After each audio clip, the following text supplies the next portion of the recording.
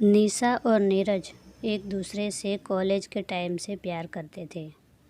दोनों ने एक दूसरे से शादी करने का फ़ैसला भी किया। इन दोनों की मंगनी भी हो चुकी है और 2 महीने के बाद शादी है। लेकिन शादी से पहले कुछ ऐसा होता है जिसकी किसी को उम्मीद भी ना थी। नीरज के फ़ोन पर निशा का कॉल आता है। निशा: हेलो नीरज। नीरज ने कहा, बोलो निशा। निशा ने कहा, आई मिस यू। नीरज ने कहा, मुझे भी सुबह से तुम्हारी बहुत याद आ रही है और पता नहीं आज सुबह से घबराहट सी हो रही है। निशा ने कहा, नीरज क्या आप मुझसे मिलने आ सकते हैं अभी? नीरज ने कहा, हाँ क्यों नहीं, मेरा मन भी तुमसे मिलने को कर रहा है। निशा ने कहा, ओके, मैं हॉस्पिटल में हूँ, प्लीज़ जल्दी आना। नीरज घबराते हुए बोला, क्या हुआ है, प्लीज़ बताओ मुझे। निशा ने कहा, कुछ नहीं, बस सुबह से चक्कर आ गया था, आप मेरे पास आ जाओ जल्दी। नीरज जब तक कुछ बोल पाता, निशा फ़ोन काट देती है। नीरज घबराया हड़बड़ाया सा हॉस्पिटल पहुंचता है। हॉस्पिटल में निशा बेहोश होती है। तब नीरज वह मौजूद निशा के पापा से पूछता है।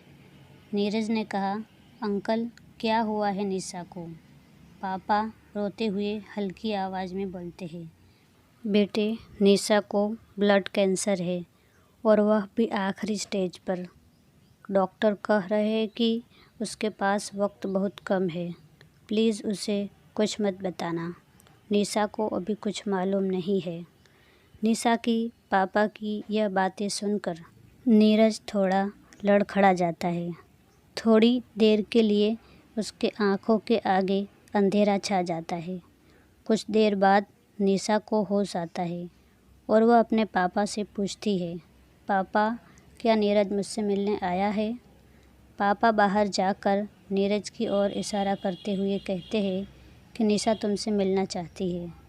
नीरज फ़ौरन दौड़कर निशा से मिलने जाने लगता है, लेकिन दरवाज़े पर रुककर नीरज पहले अपने आंसू पोंछता है, फिर अंदर कमरे में जाता है। नीरज कहता है, निशा कैसी हो तुम? निशा ने कहा, आप आ गए ना, अब सब कुछ ठीक हो जाएगा। नीरज कहता है, हाँ सब कुछ ठीक हो जाएगा, लेकिन देख लो शादी को सिर्फ 2 महीने बचे हैं और तुम अपनी तबीयत ख़राब कर ली। ठीक से खाना खाया करो ना। निशा कहती है, ठीक है नीरज, मैं अब ठीक से खाना खाऊंगी और तुम्हारी हर बात मानूंगी। नीरज रोना चाहता है लेकिन रो नहीं पाता।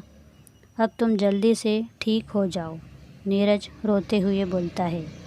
भगवान करे तुम्हें मेरी भी उम्र लग जाए। यह कहते हुए नीरज निशा के सर को अपनी बाहों में रख लेता है। निशा कहती है, आप रोइए नहीं, मैं ठीक हो जाऊंगी। आपने हमेशा मेरा बहुत ख्याल रखा है। नीरज थोड़ी देर में आपकी बाहों में ऐसे लेटे रहूं? नीरज रोते हुए निशा के सर को सहलाने लगता है। तभी थोड़ी देर बाद नीरज को यह एहसास होता है कि अब उसकी निशा नहीं रही। लेकिन तब भी नीरज बिना कुछ कहे बस यूं ही निशा को अपनी बाहों में थामे रखता है और उसकी आंखों में आंसू बहने लगते हैं। थोड़ी देर बाद निशा के पापा को लगता है अब बहुत देर हो चुकी है, तो अंदर के कमरे में जाते हैं, जहां वह देखते हैं कि उनकी बेटी ने नीरज की बाहों में दम तोड़ा है और नीरज भी बेसुध होकर उसे अपनी बाहों में जकड़कर बस बैठा हुआ है।